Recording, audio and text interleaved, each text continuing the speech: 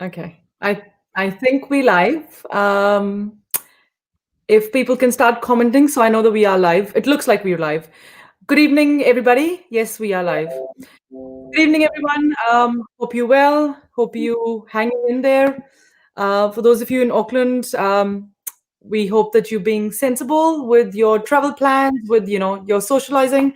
So, guys, you are being joined today by me, Arunima, and with by Zinnia, who is we both senior advisors at Ames Global.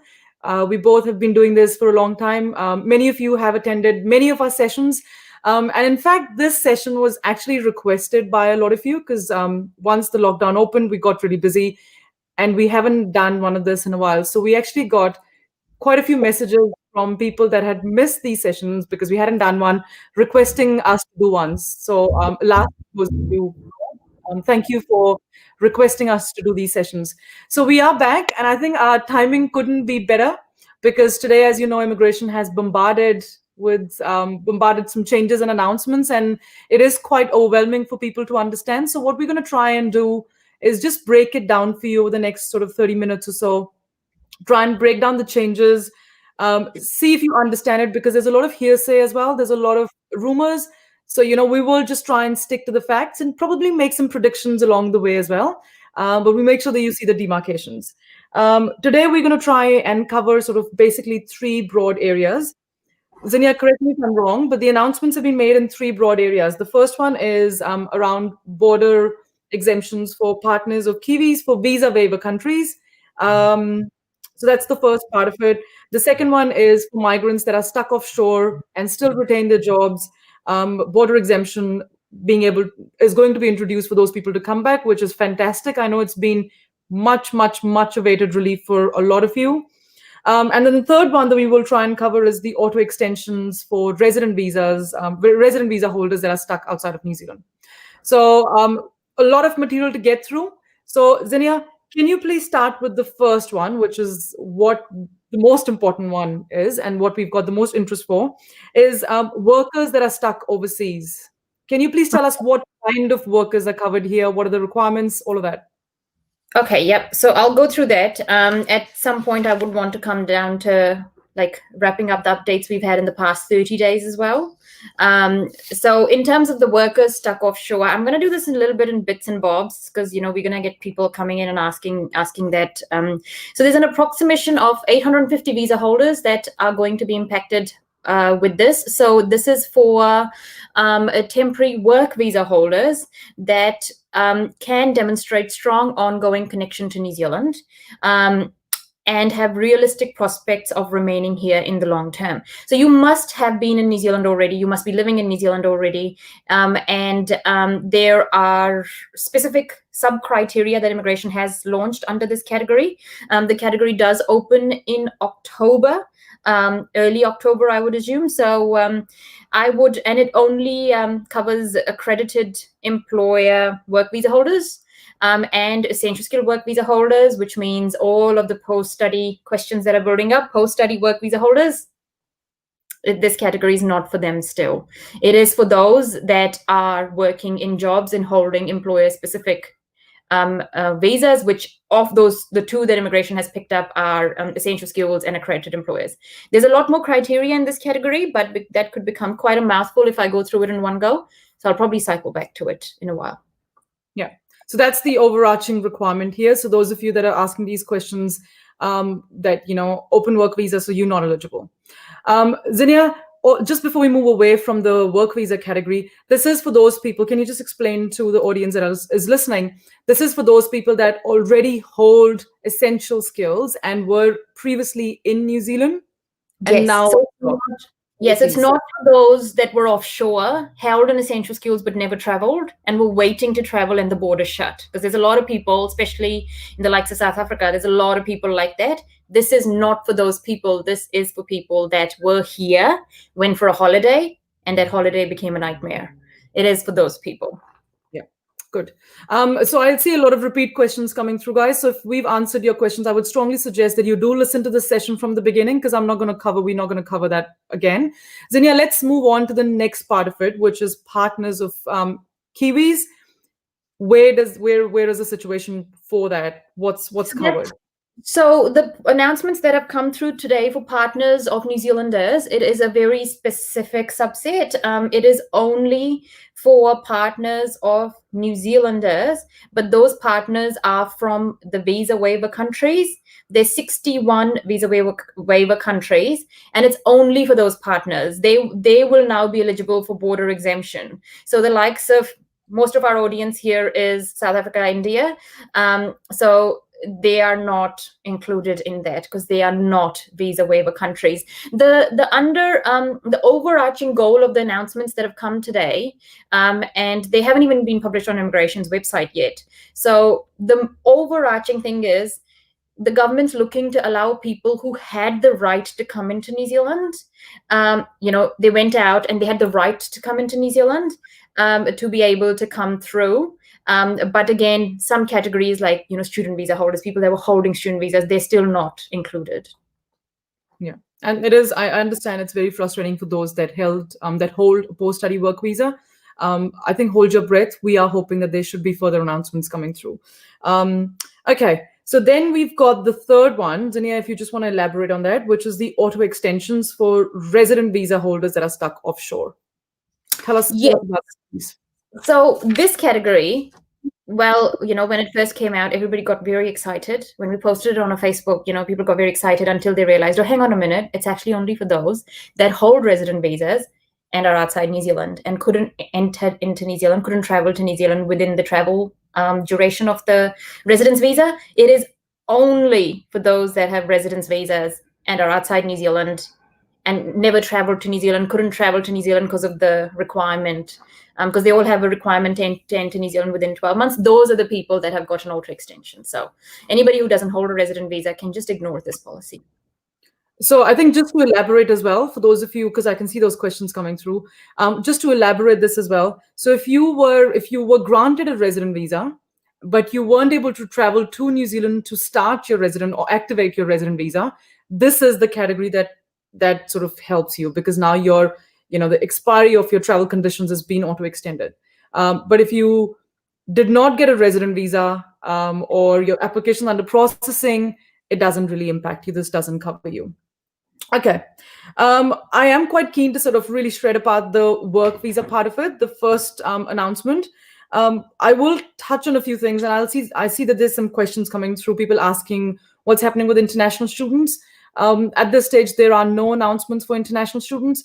There is almost 2 schools of thought at this stage. I am hearing some news from providers saying that the first intake may happen by Q1 next year, and some universities are saying that it may not actually happen. So there's a lot of question marks in that space.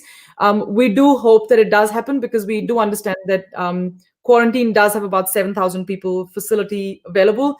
But no announcements at this stage. So anyone that's sort of looking at coming to study in New Zealand, I think just hang in there. There's not a nay or not a yay right now. So we just we need to wait and watch. And as soon as we have announcements, we will be posting on our Facebook page. So please do make sure that you do follow us. Zinnia, now let's get back to the meat of it. I will let the questions build up. Tell us, so let's go through the requirements for those essential skills and work visas, because the questions are, some people were stuck there for such a long time, they may no longer have the jobs. Some people have continued to work remotely in their countries that they were. Some people went on leave without pay, but still sort of the positions kind of open. The children and the families and the kids that have gone along. So let's just start, opening it up and see what's covered by this border exemption. Okay, so to everybody watching this, stay with me. I'm going to get into the criteria now, and it does become a bit of a mouthful, but we do need to cover this off today. Okay, so the first thing is that these people must still have their job. So they must be holding an essential skilled work visa, and that visa must be valid. And they were previously in New Zealand at some point. The other thing they have to note is that they should still be holding their job, and it's the same job that the visa was granted on. Okay, so it's not a different job than the visa that you hold. So it has to be the same job, and that job is still secure. That's point number 1. Point number 2, the 2 visa categories there's another bunch more, but the two main visa categories that are covered in this exemption process are accredited employer work visas or essential skills that are not subject to a 12-month stand down period. So, the 3+3+3 stand down. So they're not subject to the stand down. These are and criteria. So it's not like you can pick and choose these options. It's an and criteria. So you must hold a job. You must be either on an accredited employer work visa or on an essential skills. You must have left New Zealand on or after 1st of December 2019. So if you left New Zealand before 1st December 2019, then this does not apply to you. So you must have left after 1st December 2019. Now, this is the one that will answer half the questions that are sitting here. You must have lived in New Zealand for 2 years. Okay, so you must have lived in New Zealand for 2 years, or, so if you have not lived in New Zealand for 2 years, say you've lived in New Zealand less than 2 years, then there are 4 criteria that apply, and one of them must apply to you. Okay, so there are 4 sub-criteria. Criteria number 1, you must either operate a business in New Zealand, or you must have had kids with you in New Zealand, your kids obviously, not somebody else's. So you must have had kids with you for at least 6 months in New Zealand, or you must have parents or adult siblings that normally live in New Zealand, right? So you must be biologically connected. You must have either parents or adult siblings that normally live here to show the family nexus, or you have submitted an application for residency by 31st July 2020. So now, obviously, when people are listening, I don't expect anybody to remember all of it. But what I do expect people is to connect to one of the things that may apply to them. So the other criteria that you must satisfy, it's a mandatory criteria, is that your visa must not expire before the end of December 2020. And if it is expired or is about to expire before the end of December 2020, you must have applied for a new visa by 10th August 2020. Now, 10th August is the date offshore applications were suspended. So what immigration is saying, now this is the tricky part though, because immigration has been discouraging offshore people from applying for a visa, you see. But here they've actually written that you must have applied for a new visa by 10th August 2020. Yeah. So, and I think there's a lot of you that are listening and that have been in touch with me on Facebook Messenger or WhatsApp, and they have been telling me that the visa has been expiring or is about to expire. And I have consistently told you to apply for your visa online because the online system was open. So, and I do know for a fact, because I can look at the names, and I do know for a fact that a lot of you have applied for those visas, even though immigration was discouraging you. So a lot of you will qualify for the exemption process. Now, what you do need to understand is this is not just direct show up at the airport kind of situation. You still have to go through an exemption process. After the exemption process is done, and there's a procedure in there, we do that for a lot of our clients, and we've done that for a lot of CAP nurses that have arrived in New Zealand. Once that's done, you then have sort of like an interview at the border when you arrive here, and that's when you get into the country. So there is a process around this. You don't just rock up at the airport. So I think, Zinnia, is anything else in that area? Because I'm quite keen to start taking questions as well. But is anything? I think the key thing is really that what people need to remember is the core of this category, the objective of this exemption process is immigration wants to see that you can demonstrate strong ongoing connection to New Zealand, and that you actually have realistic prospects of remaining here long term. Now, realistic prospects could be residence.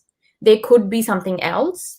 Long term, so realistic process is not defined. Long term is not defined. So again, subjectivity will be available in this application. The other thing to note is the border exemption process for this is not released. You could very likely still have a labor market check as a requirement of it.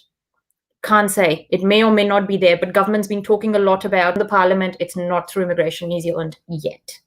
Yeah. I think, and I think that's why our Facebook live is so it's perfect timing, because people have been waiting for something like this for such a long time. And now we know that it's happening, but we only know the big picture, the nuts and bolts. We don't really know that yet. So just hang in there. I'm going to start taking some questions as well while we're at this, because they are really building up. So there's a question here. Hello, everybody. There's a question here by Ronak Patel. He says, I'm in India with my family since March. I hold a 3 years work visa till Feb 2022. What are the chances to get back to New Zealand? Ronak, what you haven't said is what kind of visa you hold, because if you hold a 3-year post-study, these changes don't help you at all at this stage. If you hold an essential skills, then you need to meet one of the requirements that we've just talked about. And if you do meet, then it's probably good news of the sort for you. So yeah, without knowing that, we can't really comment. The next question by Dhaval says, would like to know about SMC applications and when they start. Dhaval, EOIs, as you know, are suspended at this stage. They are not being selected. You can submit it you still put your EOI. It's not being selected. And what we have been telling people is that you need to understand that for some people, it's great that they want to put the EOI in, but if the changes happen, and there are some questions around median wage, which I will touch on as well, but if there are any changes that happen, just by putting your EOI into the system doesn't mean that you're insulated from the changes. So God forbid if the changes happen before the EOIs are, selected out of the pool, those changes will apply to the EOIs that are sitting in the pool, which means a lot of those EOIs will be rendered ineligible. And then you will need to figure out other ways to gain extra points. You have 6 months to do so. So there is a process around it as well. And if you still don't, then basically your fees is gone unless the government decides to refund the fees. I'll paint a little picture here. Everyone remember the parent category? So parent category was closed for 2.5 years, and then they opened it in February, only to close it again 2 months later. So they opened it in February, and they brought out these ridiculously high rules, income thresholds, and all the EOIs that were in the system that never actually got selected before it closed, they were all out. So there was no amnesty for them. They got their refunds actually. So all the EOIs were withdrawn and refunded. Some of them were refunded. Yeah, for the parent category though, because I do work quite a bit in that area. For the parent category, the selection never really happened in May. It got deferred. We don't know when it's going to happen, and those EOIs are still there because the changes are so fresh. I think it's slightly different to the skilled migrant situation. When it closed and all the EOIs in the system, the EOIs are not insulated until selected. Yeah. Hi, Margaret from South Africa. I'm glad that you're joining us. There's question, or that we have just answered your question, that the fact that you've just got essential skills, but you haven't, arrived in New Zealand when you got that essential skills, and now I do know that you don't have any visa because your travel conditions are gone. This doesn't help you.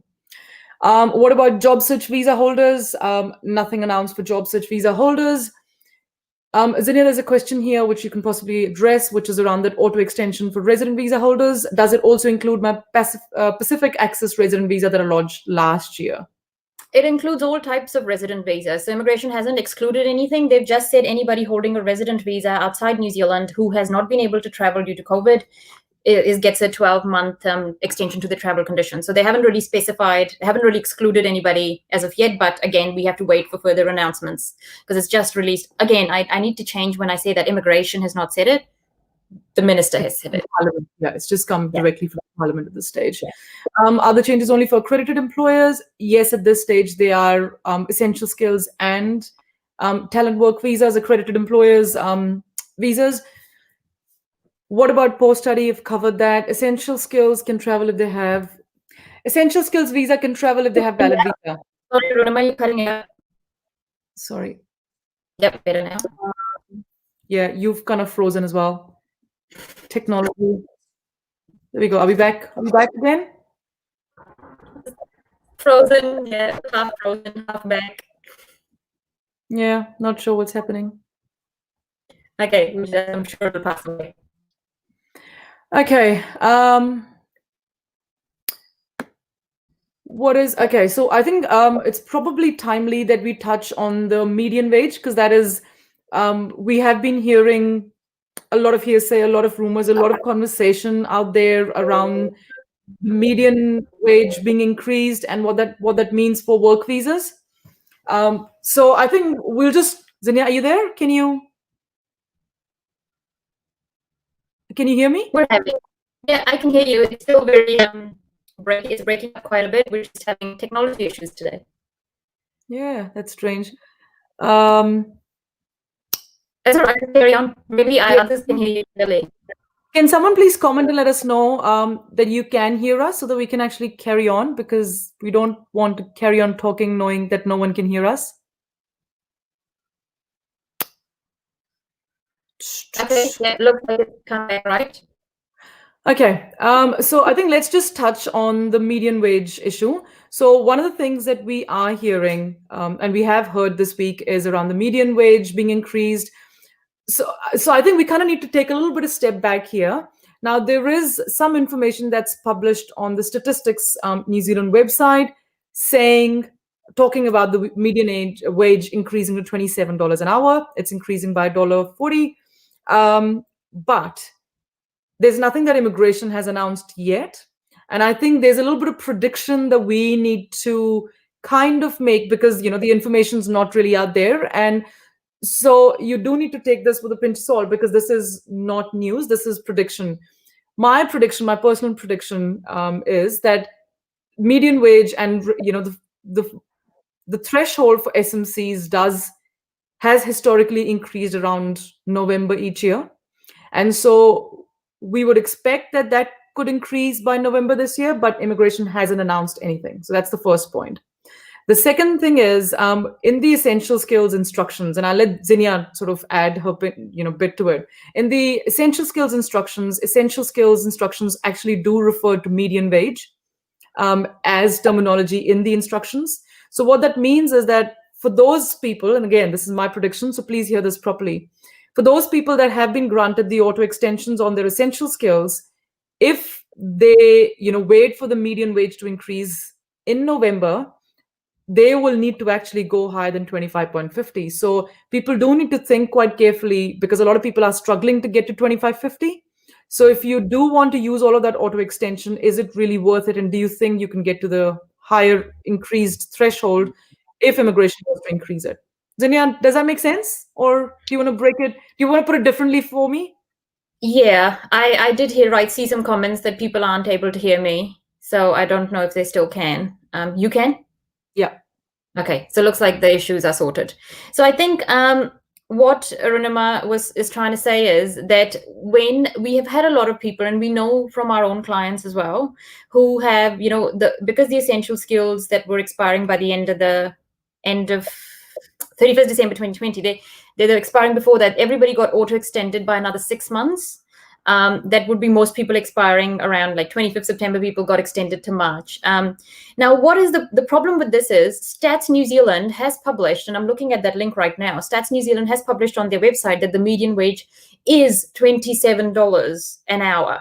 It was published, I think, on 29th of August. So it's only like a matter of 10 days when it was published. Yeah. So it's just been like 2 weeks. And the problem with the guys that are just twiddling their thumbs and waiting now because their visas have been auto-extended is, one, that already getting 25.50 was hard for a lot of people. And where it wasn't hard, immigration was asking a lot of questions. We're already seeing so many PPIs and so many questions come through that it's a massive, even those going from $21 to 25.50, immigration's asking questions. They're asking sustainability questions. So what you want to do is in $27 an hour, when that happens, that's going to make that gap even bigger. So for those that are waiting and are being quite comfortable that they have got their auto extensions, absolutely be comfortable. But in saying that, if the median wage increase does take effect, that could be anytime. It's a matter of Immigration New Zealand possibly just announcing it. You could be at a loss there if you are not a high earner to begin with. Then you would be better to submit your application sooner than later. I think as a rule of thumb, and I was talking to the other LIAs in the company, as a rule of thumb with immigration, it's never sensible to wait.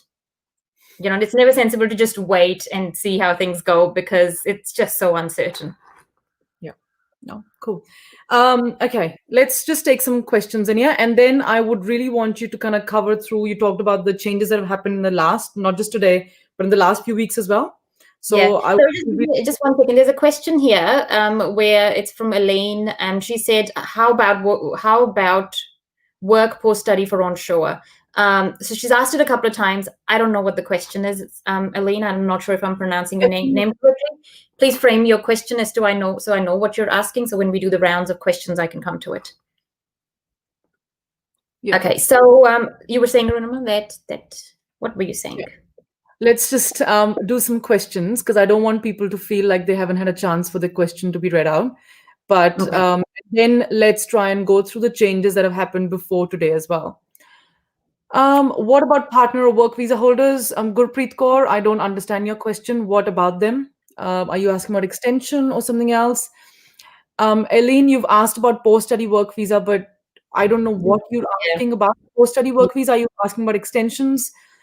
Okay, so there's a question from Surindapal. It says, what about partner visa extension in New Zealand? I think that's when that was sort of announced last week or so. So Zinnia. Yeah. Okay, so what I'll do is I'm going to take this opportunity to cover off the updates we've had in the last 30 days, roughly. So everybody knows essential skill work visas were auto-extended. This was early August, and this is onshore, obviously. Onshore essential skill work visas were auto-extended by 6 months. At that time, the partners were not extended. Then come a few weeks later, immigration decided that partners and dependents of those essential skill work visas will also be extended. So good, partners are extended, essential skill work visa holders are also extended. Of course, kids are also extended. Then we've had another announcement come through that from 10th of August, temporary work visa offshore could not be submitted. So that was early August. There is an exception to that partners of New Zealanders can still apply. If they're offshore, they can still apply. It's just partners of New Zealanders, though. Now, 5 days ago, we had an announcement. 5 days ago, it was announced that onshore visitor visas, which is those expiring between 4th September and end of October, will be extended by 5 months. So that's a 5-month extension. There were some categories that were not extended, which included partners in this. Partners are not extended as a part of the visitor visa because they're extended with the essential skill category. So now to bring to the question that was asked, what was the question? So I think the questions that are being asked is around extensions for post-study and onshore and extensions for partners onshore. So post-study onshore, not extended. Partners of post-study work visa holders onshore, not extended. So only extensions are done to essential skills and accredited employer work visas and their partners. Yeah. Okay. So Sylvain says, could you please give us more details about the visitor visa that was launched for people living here under a working holiday visa? Price criteria. That's probably not a question I can answer or I understand publicly, Sylvain. I'm going to privately ask you and probably give you a price to understand what you want to say.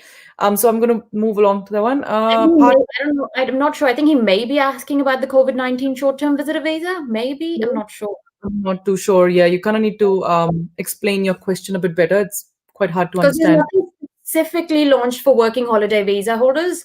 The category that has been launched is a new category. It's called COVID-19 short-term visitor visa. It has been launched for everyone who just cannot leave New Zealand at this time. It's not specifically for working holiday visa holders, but the announcement from immigration does actually refer to working holiday visa holders, but it's not just specifically for these guys. Okay, so I've got some questions here now. Bharti says, hi, what about the work resident visa whose visa will end in March 2020 and will get auto extension of visa? What about work resident visa whose visa will end in March 2020 and will get auto extension of visa? I have no idea, Bharti. That doesn't actually make it. Maybe talking about essential skills. I don't know. I'm not sure. Yeah. Yeah. Or maybe Guys, work visa. Probably work to residence visa. Yeah, we are playing a little bit of guess game. So probably I think the question is that what if someone has got a work to residence visa which has been auto extended till March 2021? What happens to them? March 2021. Oh yeah, because March 2020 is gone. Yeah. I don't know. Do apply for residency because it's been 2 years. I don't understand the question. Yeah, guys, I would strongly suggest that if you're asking questions, please just try and read them before you push that submit, because then it just is easier for us to understand and answer them. Karan says, hi, Arunima, I just want to ask how much extension will I get? 2 months or 5 months?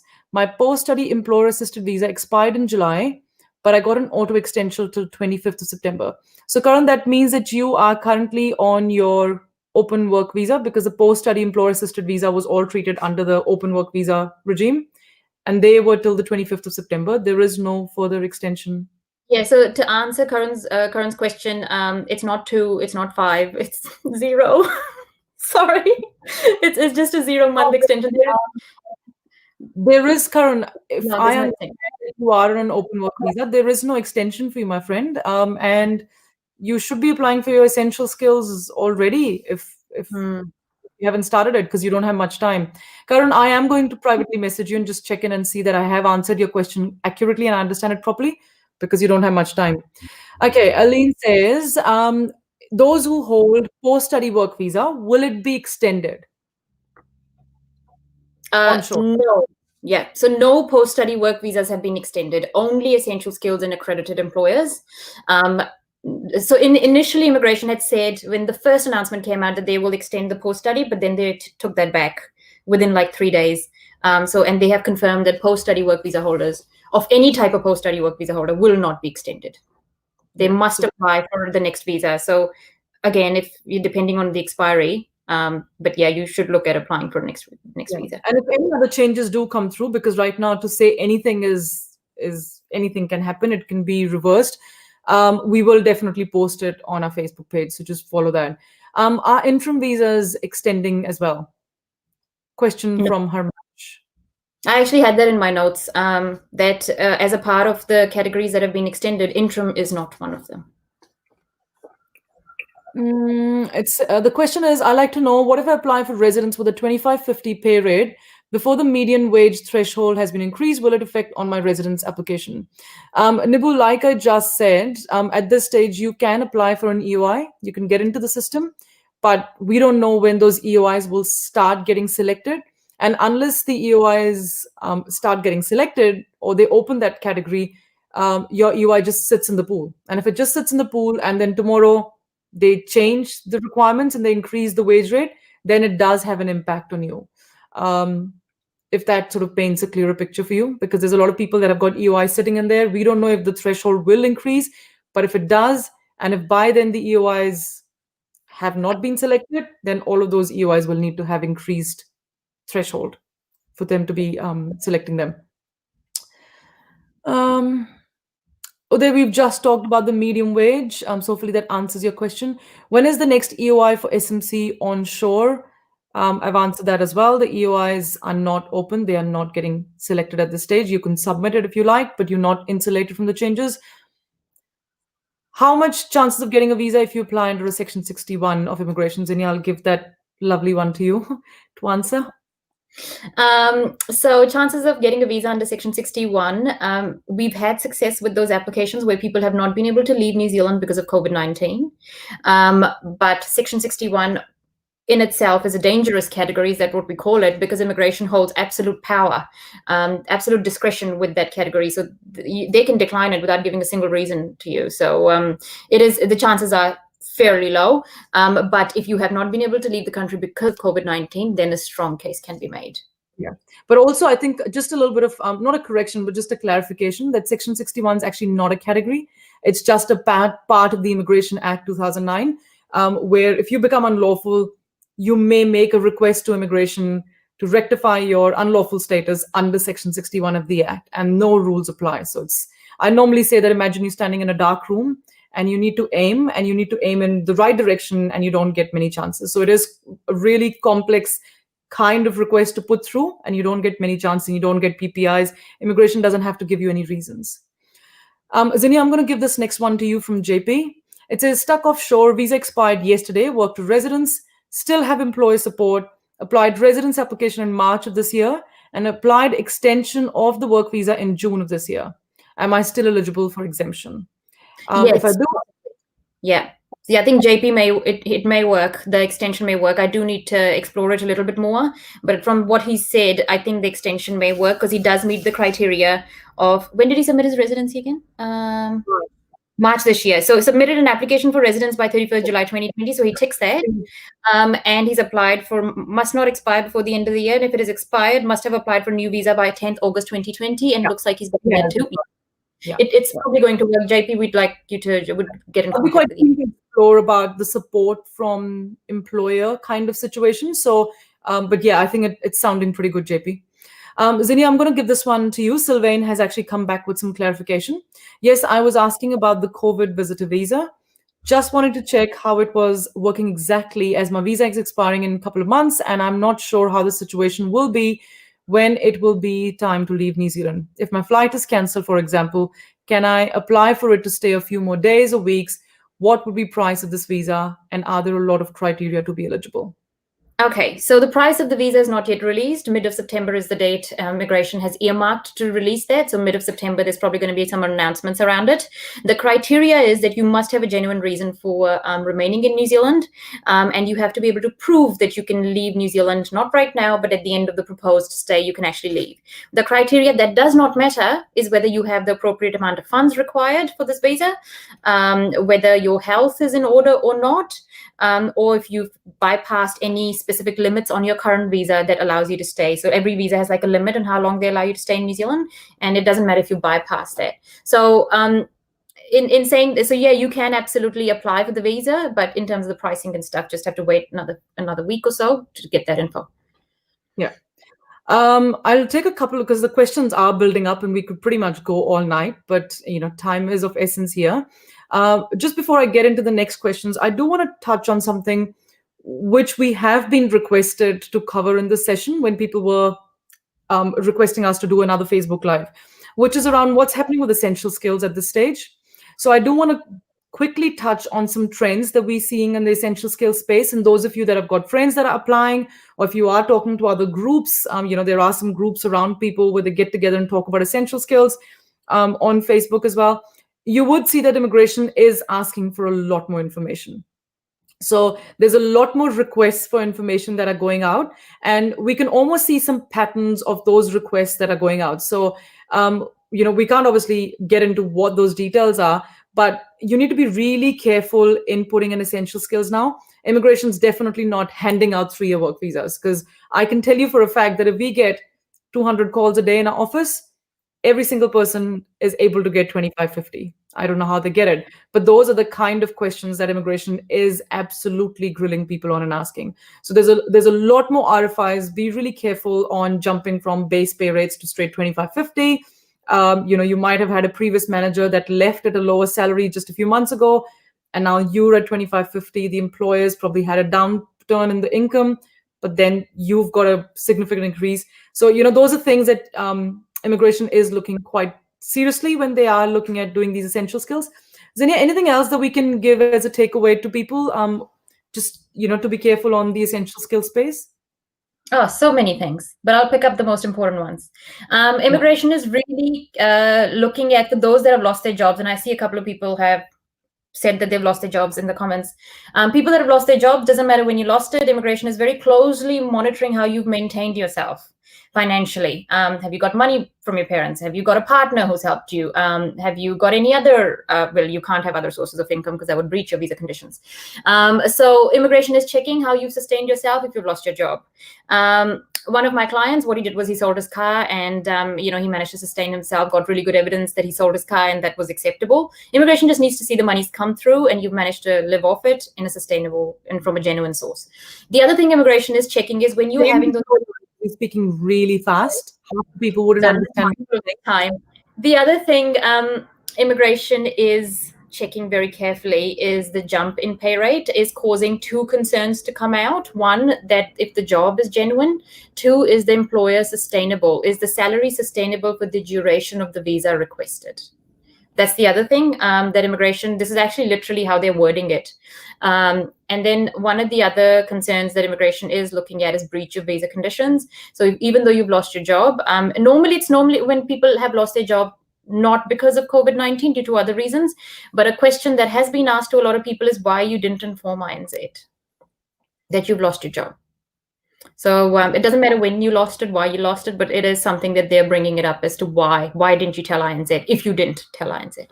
Yeah. So there's a whole lot of questions that are coming up. I just wanted to kind of get that out there because a lot of people are getting caught off guard. We are looking at these things carefully, and the good news is that essential skills are getting approved, but there's just a lot of questions being asked. So don't just kind of get scared, and make sure that the application is quite robust. Picking up the last 3 or 4 questions before we wrap up, Zinnia. Anuj says, hi advisors, my essential skills visa already expired in March, but because of COVID, I got my visa extension until 25th of March 2021. Then when do you recommend that I apply for my essential skills? I have an offer letter with 2550 now. That Zinnia, you can probably re-emphasize what you told earlier. You should apply now because it's already published on Stats New Zealand website that the median wage has gone up to 27. So you want to apply when you have enough visa left, so you don't go on an interim, because then in case the visa is for some reason by chance is declined, you have other alternatives you can pursue, but that you can only do that if you are on a valid visa. So I would suggest you apply now-ish. Yeah. And I think one of the key advice that I do give to people is that you'd rather lose a few months on a shorter visa and get a 3-year visa than be stuck at the far end of your shorter visa. So I think in the bigger scheme of things, it is a lot safer to play safe right now. Everything's just really uncertain. Gurpreet says, I have applied for my partnership visa. My husband is on a work visa, and I want to know about any update on partner visas. I assume Gurpreet's talking about being on a partnership. She's applied for a partnership visa offshore, which is probably somewhere in the dark space because immigration is not processing those. And the husband is on a work visa in New Zealand. So she's asking what's happening with her application. Could be those applications are not processing at this stage. Mumbai branch is still closed. We don't know when that's going to open. So it'll be a wait and watch game. We've already answered. Okay, we'll just take this one from Jessica. It says, what essential skills visa declined on the 2nd of September? Going to submit a student visa in the next few days. What is the chance to get it approved? Will immigration ask any questions? Jessica, that question is very, very open-ended. I can absolutely guarantee you that immigration will be asking questions and many questions. There's many migrants and work visa holders within New Zealand that are now opting to go down the student route, and that's great. We're starting a campaign on education series, and then from tomorrow onwards, so we will be covering this in a bit more detail. But if you are suddenly wanting to become a student when your essential skills work visa got declined, there's some obvious questions that need to be asked as to your intentions, whether you're a genuine student, what is your future plan, do you have enough funds, whether the course is in line with what you wanted to do, whether you've done enough research. So there's a whole lot of questions that need to go into there. If you do want any specific advice, you're more than welcome to contact us directly. We do a lot of student visas. So yeah. Hermanish, I have applied for essential skills work visa before March, lost job during COVID, now applied a student visa, but got it returned today. Should I apply for request? Would have to go illegal? I do not understand that. I'm sorry. I just don't understand what you've written. Okay.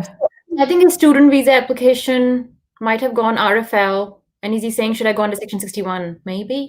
I hard copy? No, can't. I think we've got a last 2 minutes left, and I'm only going to pick up complete questions because I know there's other people that are waiting. Bianca says, do you have any indication when the draws from the EOI pool for residents will be opened? No, Bianca, at this stage, we don't. We have talked about this earlier in the session. So once we finish the session, I would suggest that you scroll back a few minutes and probably hear what we've just said, but no indication from the government. I'll probably just add to that something that I didn't say earlier was with the EOI suspensions, the government can only, like with the amendment bill, the minister only has the power to suspend them for up to like 3 months or 6 months at a time. And what they do is they can actually keep increasing that time that they suspended, but a review has to take place at that point. So they have to review it. But at this stage, they're still within those 3 months of suspension. So the second, because the first one finished in 6 July. months. Sorry, yeah. First 3 months finished in July, 7th of July. Ronald says, I'm currently on a work to residence accredited employer visa, which will expire in January 21. I have applied for my residence from work visa in July this year, and unfortunately not on the priority list for processing anymore. When we applied for our initial work to residence visa in June 2018, the time frame was about 3 months to get residence. Now they cannot even tell how long it's going to take. Do I need to apply for a new visa? My answer for you will be yes, you should apply for a new visa. If your work visa expires in January and you've applied for your residence, there are significant delays, unfortunately. And the worst thing that you can do is not remain on a valid visa, because then everything stops. So probably give it another month or so. And if you see no movement, which you most likely won't by October, November, absolutely apply for a further work to residence, work visa. Okay, so I think that's sort of, Zinnia, is there any closing remarks? We've done this for a good 45 minutes. Are there any? I Is think there I'd probably just go. I have just a few points written down on things that have not changed, and I think I'll just bring people's attention to things that have not changed. That SMCs and EOIs remain closed, and there's no further notification on when they will open. Offshore submissions are not able to be done at the moment, so offshore applications are not being processed, and they also cannot be submitted. No further notification on that either. And I think that was pretty much it. I think the people just have to be just a bit careful about the partners announcement that was made today, what type of partners it covers and which countries it covers from, because I know I can see that a lot of people got very excited when they're still not within that category, because it is so specific. Yeah. Yeah. All right, guys. One more thing, sorry, just before you go, the big category of work visa holders stuck offshore wanting to come here, even though the criteria has not been released for it, it is pretty obvious that a case will need to be built, that the immigration is looking for a case to be built in that sense as well. Yeah. I hope you guys appreciate that we want to try and get you as much information as we possibly can in the short span of about 45 minutes, but we are accessible. There's some details at the bottom of this video, and hopefully you can share this video with your friends who can probably value from this information. We do publish the source and where immigration has been putting this information, and we also have published a simpler version of the changes on our Facebook page as well for you guys to understand it. But if you still have any questions, we are offering free initial consults, so please do feel free to get in touch with us. All right, guys, stay safe, take care, and we will be in touch with you soon. Take care. Bye.